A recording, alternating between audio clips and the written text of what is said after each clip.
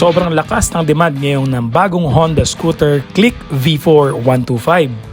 Dito sa video na to, malalaman natin ang totoong pinagkaiba ng Smart Edition at Standard Edition na Click V4 2026 125cc. Simulan natin sa parehas nilang specs. Meron itong 125cc, 4-stroke, 2-valve, liquid-cooled, single overhead camshaft at may programmed fuel-injected or PGM FI at may max power na 11 HP at 8,500 RPM at may max torque na 10.8 Nm at 5,000 RPM. Compression ratio, parehas din sila, 11.0:1 at may parehas na bore and stroke na 52.4 mm by 57.9 mm. Sa suspension naman ay parehas lang din silang naka-Showa front telescopic suspension at sa rear naman ay single spring shock absorber. Sa brake naman, parehas din silang front single disc brake with CBS or combination braking system. At sa likod naman ay may standard mechanical na drum brake pa din.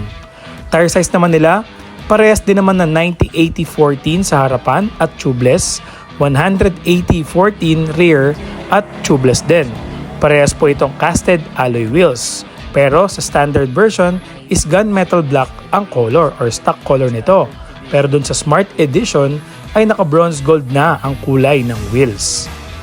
Sa fuel tank capacity ay halos parehas naman sila na 5.5 liters at ang consumption naman is 50.3 kilometers per liter. Pero syempre yung gas consumption ay depende sa rider at sa road condition.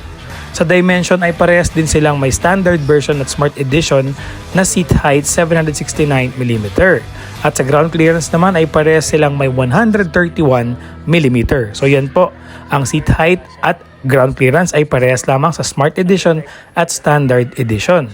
Sa features naman tayo mga boss, pagdating dito medyo may konting difference na talaga itong dalawang version na Standard at Smart Edition. USB charging port Type-C, so parehas na po yan si Smart Edition at Standard Edition ay naka-USB charging port na Type-C na. And then parehas din naman sila na yung underseat fuel filler at same din sila na may 18-liter utility box or underseat compartment. Same din sila na 18 liters mga boss. Same LED lighting na din si Standard at Smart Edition. And then yung pinaka nag-stand out difference nila ay syempre yung kulay ng wheels. So kita nyo naman si Smart Edition is bronze gold, yan po. At yung Standard Edition ay gunmetal black. Ito pa yung isang difference nila. Si Smart Edition ay merong idling start and stop system. Kita nyo naman dyan sa video. At may 3D click na emblem. At syempre naka-smart key na rin ito or smart remote keyless system. Itong si Smart Edition. So syempre naka-smart keyless na siya. At the same time meron siyang remote and may built-in alarm na din. Itong Smart Edition, 'di ba? Compare sa Standard Edition na shutter type keyless pa din at walang alarm or disusi pa rin ito. And of course, sa kanya namang tire model, ito rin ang isang difference ng Smart Edition at Standard Edition. Tire model magkaiba yung Standard and then SE. Same tires po ng version 3 yung tires or gulong ng version 4 pagdating sa Standard Edition. So para lang po malinaw, yung Standard Edition ng Click V4 ngayon ay parehas lang po ang gulong or style ng gulong sa V3. Pero pagdating naman sa Smart Edition na Click V4 ay iba na po ang gulong. Ayan po yung medyo may pagka-sporty looks at maganda tignan.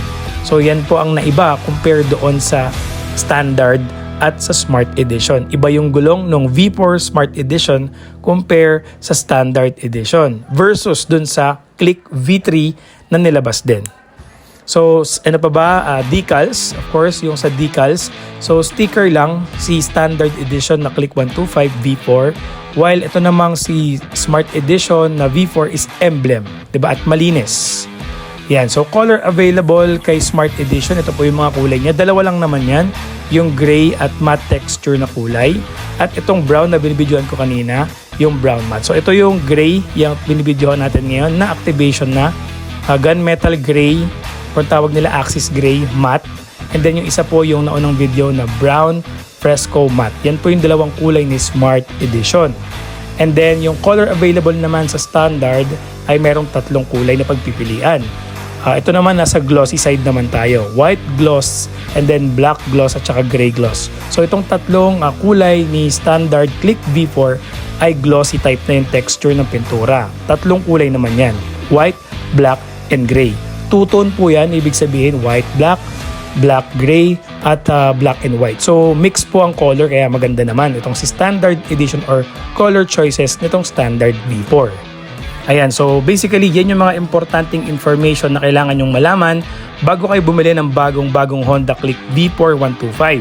Kung standard ba at Smart Edition, kung ano yung pinagkaiba ng dalawa dahil medyo malaki ang difference niya sa price, at para malaman mo kung anong sulit na dapat bilhin since kukuha ka ng installment or cash. Para na din isang labasan lang ng pera.